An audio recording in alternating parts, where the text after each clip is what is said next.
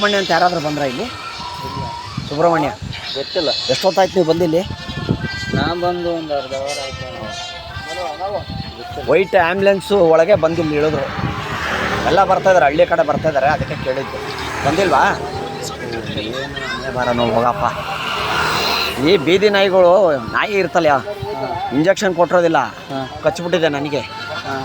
ಅದು ಇಂಜೆಕ್ಷನು ತೊಗೋಬೇಕು, 3 ಅವರ್ ಒಳಗೆ ತೊಗೋಬೇಕಾಗಿತ್ತು, ತೊಗೊಂಡಿರಲಿಲ್ಲ. ಅದು ಸ್ವಲ್ಪ ಎಫೆಕ್ಟ್ ಆಗಿಬಿಡುತ್ತೆ ನನಗೆ. ಅದಕ್ಕೆ ಈಗ ಎಲ್ಲ ಫ್ರೀಯಾಗಿ ಕೊಡ್ತಾಯಿದ್ದಾರೆ. ನಾವು ಹಾಸ್ಪಿಟ್ಲಿಗೆಲ್ಲ ಎಲ್ಲಿ ತೋರ್ಸೋಕ್ಕಾಯ್ತೈತೆ, ಸಖತ್ ಖರ್ಚು ಬರುತ್ತೆ.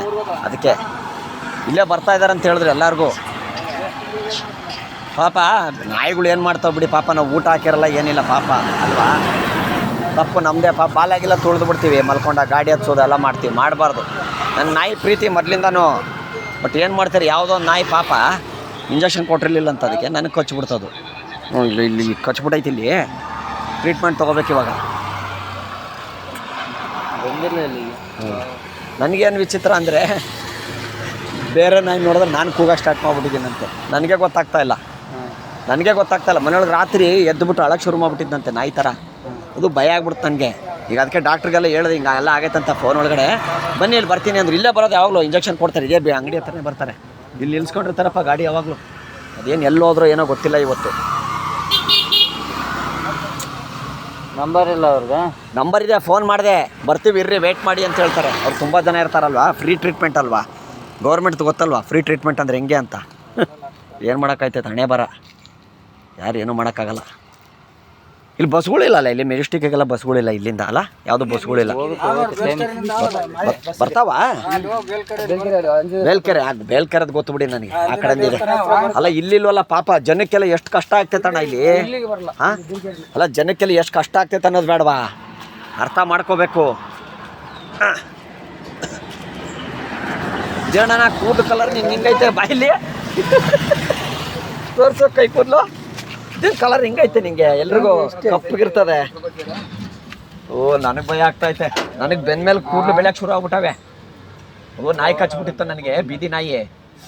ಟ್ರೀಟ್ಮೆಂಟ್ ತೊಗೊಳಕ್ಕಾಗಲಿಲ್ಲ ಆ ಟೈಮಲ್ಲಿ. ಏನು ಮಾಡೋಣ, ಹಣೆ ಬರೋ ನಮ್ಮದು. ರಾತ್ರಿ ನಾಯಿ ಥರ ಕೂತ್ಬಿಟ್ಟಿದ್ದೆ ನಾನು. ಅದಕ್ಕೆ ಬೇಜಾರಾಗ್ಬಿಟ್ಟಿದೆ ನನಗೆ. ಏನು ಮಾಡೋಕ್ಕಾಗತ್ತೆ. ಹಲೋ, ಒಂದು ನಿಮಿಷ ಅಣ್ಣ. ಇವ್ರಿಗೆ ಅಡ್ರೆಸ್ ಹೇಳ್ಬಾ ಸ್ವಲ್ಪ. ಇಲ್ಲಿದ್ದೀನಿ ಬನ್ನಿ ಸಾರ್. ಎಲ್ಲಿದ್ದೀರ ಹೇಳಿ? ಹಾಂ ಕರೆಕ್ಟ್ ಅದೇ ರೋಡು. ಬನ್ನಿ. ಹಾಂ, ಒಂದು ಗಾಡಿ ಪಾಸ್ ಆಯ್ತು ನೋಡಿ, ವೈಟ್ ಕಲರು. ಅಲ್ಲೇ ಬನ್ನಿ. ಹಾಂ,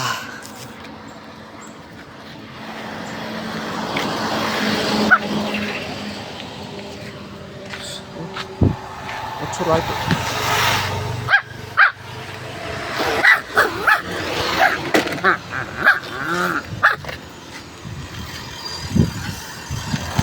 ಟ್ಯಾಬ್ಲೆಟ್ ಮಾತ್ರ ತಗೊಂಬಣ್ಣ. ಏನು ಬಿದ್ದಿಲ್ವಾ? ಅಯ್ಯೋ, ನಂಗೆ ಕಚ್ಚಿಬಿಡ್ಬೇಕೀಗ.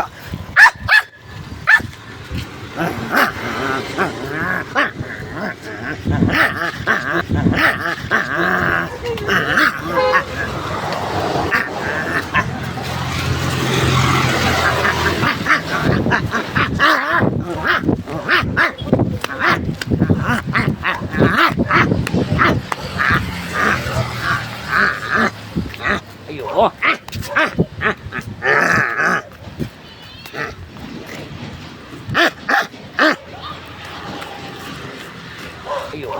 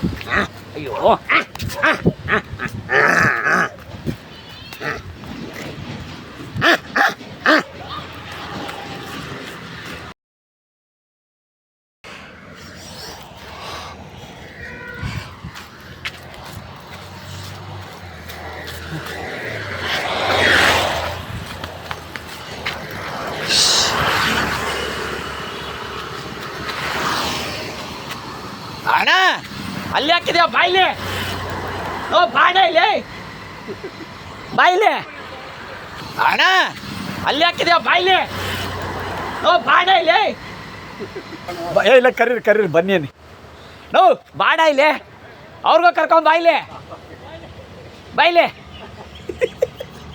ಸುಮ್ಮನೆ ಅಡ್ಡಾಕ್ಬಿಡಿ ಕಾಮೇರಿ ಸ್ವಲ್ಪ ಮುಂದೆ ಕಾರಿಂದ ಆ ಕಡೆ